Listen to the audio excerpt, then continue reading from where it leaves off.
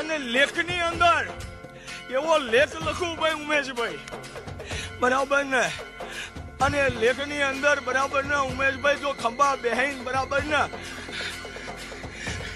શું કીધું ભાઈ, બરાબર ને ખંભા ઉપર બેહારીને બરાબર ને બાપા બાપા ના કેવડાવું બરાબર ને બોલે જેવો દીકરાનો લેખ ના લખું તો બાપા કીધું.